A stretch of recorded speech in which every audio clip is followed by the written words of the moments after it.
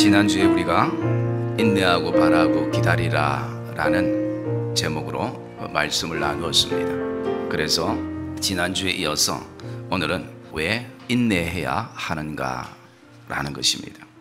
그래서 지난주 말씀들을 우리가 잠깐 요약해 보면 우리의 삶 가운데 정말 인내가 필요할 때, 즉 언제 인내해야 하는가 라는 것입니다. 그 첫째가 나의 한계 상황에 도달했을 때, 정말 내 능력 바뀔 때, 내 힘 바뀔 때 우리는 인내해야 합니다. 농부가 열심히 자신이 고랑을 파고 거기다가 씨앗을 심고 그리고 땅을 다졌지만 자기가 능력밖에 할 수 없는 것이 있습니다. 그것은 바로 이른 비와 늦은 비의 은혜였습니다. 그래서 농부는 오직 최선을 다하고 자신의 주어진 삶에서 최선을 다하고 하늘을 바라보며 이른 비와 늦은 비를 사모하듯이 우리 신앙인 역시도 하나님을 바라보며 인내하며 기다려야 한다라는 것이었습니다. 두 번째로는 정말 내가 사랑하는 사람들이 변화되어야 되는데 참 변화되어야 할 사람들이 변하지 않을 때 우리는 인내해야 하는 것입니다. 그래서 성경은 서로 그것 때문에 원망하지 말라라는 것입니다. 어쩌면 그 안에는 나도 바뀌어야 될 사람이라는 것입니다. 성도들을 향해서 항상 변화를 외치는 이 목사도 먼저 바뀌어야 될 존재이기에 서로 그것 때문에 원망하지 말라라는 것입니다.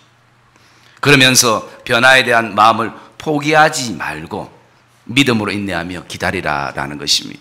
그러면서 믿음의 사람들은 다 그렇게 인내하며 기다렸다라는 것입니다. 세 번째는 이유를 알 수 없는 고난과 어려움이 나에게 닥쳤을 때 우리는 인내해야 하는 것입니다. 그 예로 우리가 욥의 인내를 많이 묵상을 했었습니다. 그러면서 우리는 그러면 왜 그런 여러 가지 이런 상황들을 경험할 때에 포기하거나 좌절하거나 그렇게 하지 않고 왜 인내해야 하는가라는 것입니다. 인내의 필요성에 대해서 오늘 두 가지만 말씀을 나누려고 합니다. 왜 우리에게 인내가 필요하고 왜 인내해야 되는가? 첫 번째가요, 반드시 살아계신 하나님이 다스리기 때문에 우리 믿음의 사람들은 인내해야 될 줄 믿습니다. 하나님이 다스리시기 때문에 우리가 믿는 하나님은 우리의 아버지시며 그분의 일하심은 내가 이해하든 이해하지 않든 언제나 내 마음에 들든 들지 않든 언제나 신실하십니다. 어떤 착오도 오차도 없이 완전하신 분인 것입니다. 그 하나님이 이 땅의 자연만 다스리는 것이 아니라 저와 여러분의 인생 여정 가운데서도 우리의 삶 역시도 그분 안에 있고 그분의 손길을 통하여 우리가 인도함을 받는 것을 믿으시기를 주님의 이름으로 축복합니다. 우리를 향한 하나님의 계획은 놀라운 것입니다. 우리 교회와 가정과 또 우리 자녀들을 향한 하나님의 계획은 대단한 것입니다. 우리가 지금 고통하고 괴로워하는 어떤 문제들보다 하나님의 섭리와 계획은 더 위대함을 알아야 하는 것입니다. 나를 향한 하나님의 계획과 그 하나님의 사랑과 그 은혜를 우리는 어쩌면 이 인내 속에서 발견하게 되고 깨닫는 기회가 되기 때문인 것입니다. 어떤 환경도 나의 통제와 능력을 벗어날 수 있지만 하나님의 다스림을 벗어날 수 있는 환경과 그리고 상황은 없다라는 것입니다. 내 인생에 일어나는 모든 일들을 내가 다 통제할 수 없지만 하나님은 가능하시다라는 것입니다. 그러므로 우리가 오늘도 무엇보다도 반드시 신실하신 하나님이 계시기 때문에 그 하나님을 바라보며 우리는 인내가 필요한 것입니다. 단순히 우리의 인간적인 힘과 노력과 어떤 건성과 끈기로 우리가 인내하는 것이 아니라 정말 그런 상황 속에 우리의 시선들을 하나님께 모으고 하나님만 바라보며 우리가 인내하며 나갈 때에 우리는 그 속에 하나님의 일하심을 보게 되는 것입니다. 여러분, 신앙생활은 무엇을 의미합니까? 내가 뭔가를 개척하고 내가 모든 것을 해나가면서 내 의를 드러내는 것입니까? 아닙니다. 하나님의 일하심을 보는 것입니다. 하나님이 이렇게 하셨구나라는 것을. 그래서 히브리서 12장 2절의 말씀에 보면 믿음의 주요 또 온전케 하신 이 예수를 바라보자라고 말씀하는 것입니다. 여러분, 이 바라본다라는 의미는 우리가 심심할 때 그냥 한 번씩, 정말 고통스러울 때 한 번씩 쳐다보는 그런 개념이 아닙니다. 다른 성경에 보면 피스라는 단어로 쓰이고 있습니다. 우리가 보통 피스라는 못을 박는 거 있지 않습니까? 그것처럼 고정시키는 것이, 흔들림 없도록 우리의 시선을 딱 고정시켜버리는 것, 예수께 고정시키는 것. 왜냐하면 저와 여러분의 삶은 순간 좋아 보이는 것이 이 땅에 너무 많기 때문에 오늘도 우리의 시선을 집중시키지 아니하면 항상 견눈질하게 되어 있습니다. 여기에 자유할 수 있는 사람이 아무도 없습니다. 우리 내면 깊은 곳에 들어가 보면 다 동일한 사람들인 것입니다. 그냥 겉으로는 내가 좀 더 어려운 척, 깨끗한 척, 그리고 아무 일 없는 것처럼 그렇게 살 뿐이지 우리 깊은 내면 안에는 동일한 것입니다. 그래서 무엇보다도 오늘도 우리가 견디고 살아갈 수 있는 것은 오직 예수 그리스도께 시선을 고정하는 것입니다.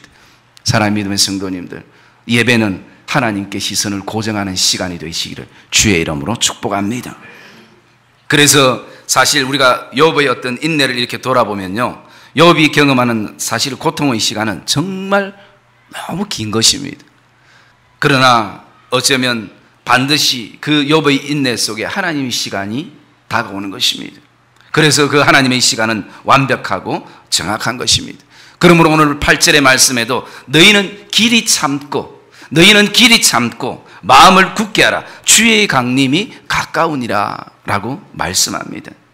주님이 오신다는 것은 하나님께서 다스리고 있다라는 것을 말씀해 주고 있는 것입니다. 아무도 어떤 것도 주님의 다스림을 막을 수 없습니다. 그러므로 너희도 길이 참고 마음을 굳게 하라 라는 말씀 속에 너희도라는 이것은 오늘 인간의 한계 상황에 우리가 직면하게 될 때, 그리고 정말 변했으면 좋겠는데 변하지 않는 사람들 때문에 마음이 어려운 사람들, 그리고 이유를 알 수 없는 고난 속에 아파하는 사람들을 오늘 통틀어서 말하고 있는 것입니다. 그래서 너희도 이런 고난이 있을 때, 이런 아픔이 있을 때에 무엇보다도 길이 참고 마음을 굳게 하라, 마음이 흔들리지 마라. 때로는 우리의 삶에 복합적이거나 한 가지 이런 고난 속에 우리가 놓이게 된다 할지라도 오늘도 저와 여러분의 삶 안에 다시 한번 하나님이 반드시 합력하여 선을 이루신 것을 믿으시고 믿음을 굳게 하는 성도들이 되시기를 주님의 이름으로 축복합니다. 하나님은 우리에게 모든 것을 감당할 수 있는 은혜와 힘과 능력을 하나님은 우리에게 주시는 것입니다. 그러면서 하나님께서 그 속에 우리에게 요구하는 것이 있다면 그것은 다른 것이 아니라 오늘도 부러진 다리와 그리고 꺾어진 날개를 하나님이 우리에게 원하시는 것입니다. 그러므로 오늘도 저와 여러분의 삶에 오늘도 이 고난 속에 인내해야 될 근거는 다른 것이 아니라 바로 주님의 약속입니다. 주님이 회복의 약속을 오늘도 우리에게 해주셨고 그것을 신뢰하고 그것을 믿고 인내하라라는 것입니다. 회복은 원상태로 돌려놓는 것을 의미하고 있습니다. 회복의 또 다른 뜻은 되돌려 받다라는 의미가 있습니다. 우리의 인생에 원상태로 되돌려 받을 수 있는 것은 주님께서만 가능하게 하시는 것입니다. 그리고 회복의 뜻은 부흥이라는 뜻이 있습니다. 회복을 통하여 우리의 마음과 우리의 삶과 우리의 모습이 성숙되고 변화되는 것을 말하고 있습니다. 그러나 이 오늘날 이 부흥이라는 이 단어가 한국 교회는 그냥 수적인 부흥만을 부흥으로, 건물이 커져가는 것만을 부흥으로 우리가 생각하고 있는데 진정한 부흥은 나를 통해서 하나님의 뜻을 이루는 것입니다. 여러분, 그것이 우리의 삶의 목적이지만 그것이 쉽지 않습니다. 거기에는 나를 향한 그 처절한 아픔이 있어야 되고 그리고 계획이 있어야 되는 거예요. 언젠가 말씀을 드렸습니다만 개혁이라는 단어는 다른 것이 아니라 가죽을 벗겨낸다는 것입니다. 개혁하고 혁신한다는 것은 그만큼 고통스러운 것입니다. 오늘도 정말 진정한 하나님의 부흥이 이루어지기를 원하면 우리 안에 개혁되어야 되는 것, 혁신이 일어나야 되는 것, 새로운 변화들이 우리에게 일어나야 된다는 것입니다. 그래서 우리가 정말 성숙되고 성장이 아니라 성숙되는 성도들, 그런 변화의 어떤 모습들을 우리는 오늘도 꿈꾸게 되는 것입니다. 그럴 때에 지금까지 자기밖에 보지 못했던 자아가 남을 보게 되어지기 시작합니다. 그리고 또한 회복된 마음으로 누군가를 품을 수 있는 그런 주님의 품을 오늘도 우리는 품게 되어지는 것입니다. 그래서 이 부흥의 뜻 안에는요, 숨을 쉰다라는 뜻이 담겨져 있습니다. 우리 인생이 너무 고통스러울 때 표현하는 한 가지가 있다면 그것은 다른 것이 아니라 내가 숨을 못 쉬겠다라는 거예요. 숨 막힌다라는 것입니다. 답답해서 숨을 쉴 수가 없다.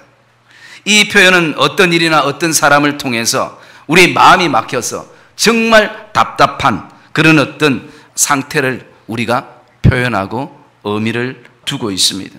한마디로 우리의 마음이 평하지 않다라는 것이. 물론 육신적으로는 숨을 쉬고 있지만 오늘 우리 하나님의 사람들은 육신적인 숨뿐만 아니라 또 우리에게 필요한 숨들이 있을 수 있다는 것이. 때로는 이것이 숨을 못 쉬는 이 정신적인 또 신앙적인 이 육체적인 고통이 우리의 마음에 화병이라는 것으로 자리할 때도 있습니다. 그런데 회복을 담고 있는 부흥이라는 것은 제대로 숨을 쉰다라는 것입니다.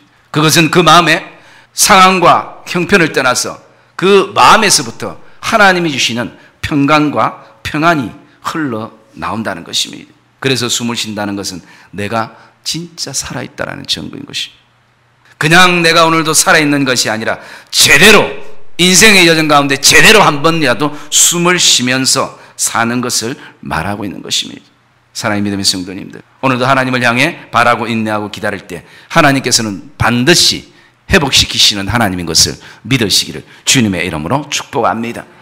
우리가 조금 전에 교동문에서도 나왔습니다만 시편 46편 5절의 말씀에 보면 하나님이 그 성중에 계시며 하나님이 그 성중에 계시며 그러므로 그 성이 흔들리지 아니할 것이라. 하나님은 오늘도 우리 교회 성에, 가정의 성에, 우리의 삶의 모든 그 하나님이 주신 영역에 오늘도 하나님이 주관자로 서 계시는 것을 믿으시기를 주님의 이름으로 축복합니다. 그래서 그 성이 흔들리지 않는 것은 내가 경험이 있고 잘 지키고 내가 인내를 잘해서가 아니라 그곳에 우리를 사랑하시는 하나님이 우리에게 때를 따라 돕는 은혜를 주시는 것입니다. 시편 30편 7절의 말씀에 보면 여호와 앞에서 잠잠하고 참고 기다리라 라고 말씀합니다. 그 뒤에 말씀에 보면 불평하지 말고 원망하지 말고 여호와 앞에서 잠잠하고 참고 기다리라 라는 것입니다.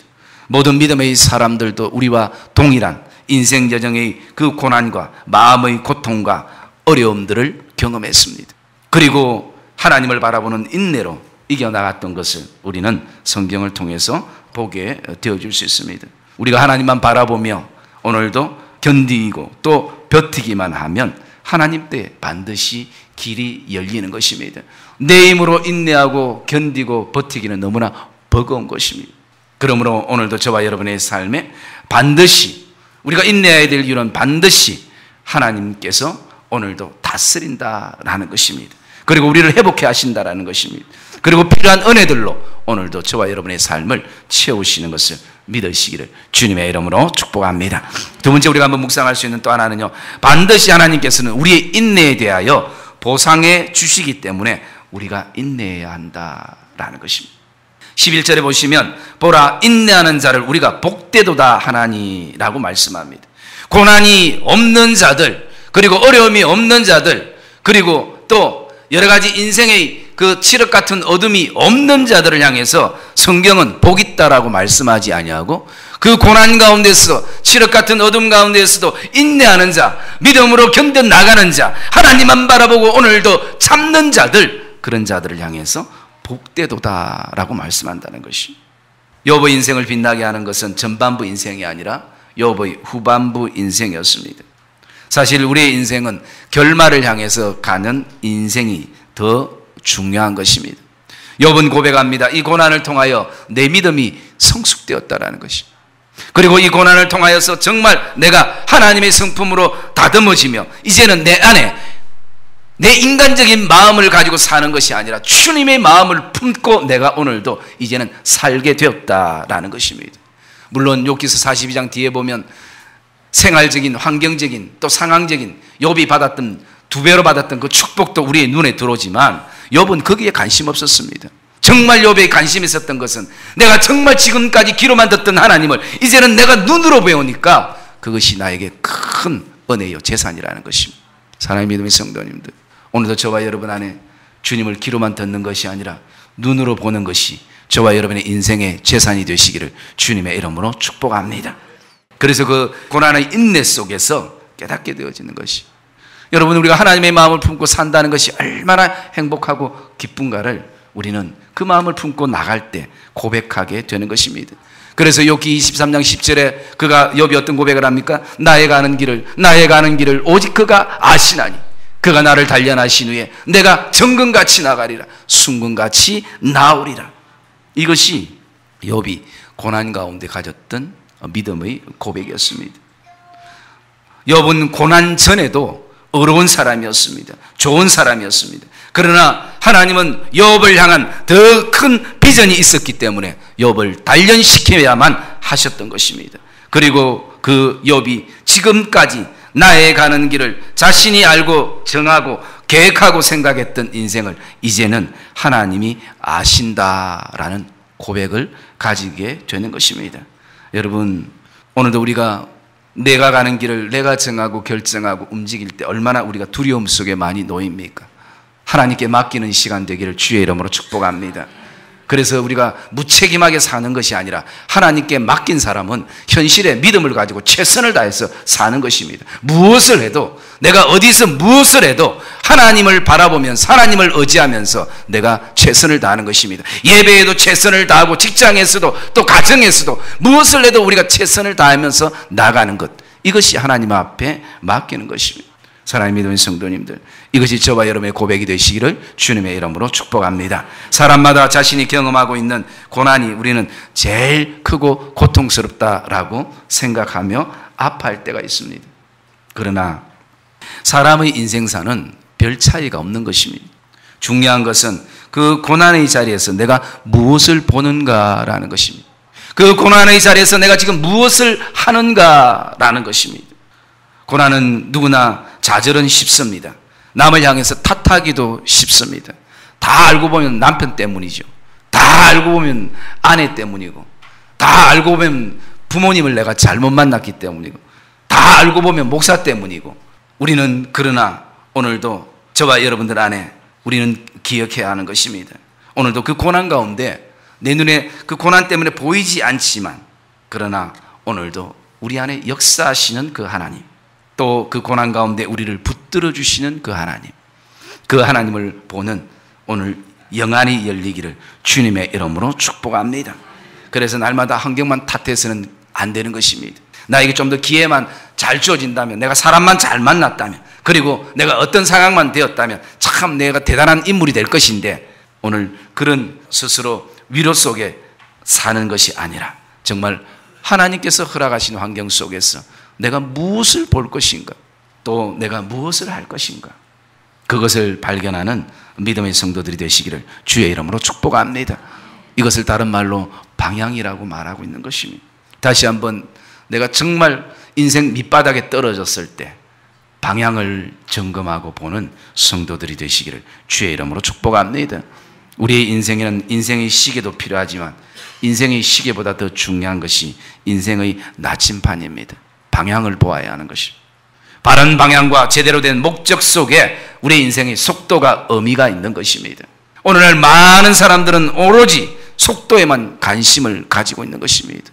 그러니까 나중에 속도는 났는데 모든 것이 깨어지고 사고가 날 때 어떻게 할 수가 없는 것입니다. 사랑의 믿음의 성도님들, 그동안 장롱 속에 넣었던 믿음의 나침판을 다시 한번 꺼내기를 주의 이름으로 축복합니다.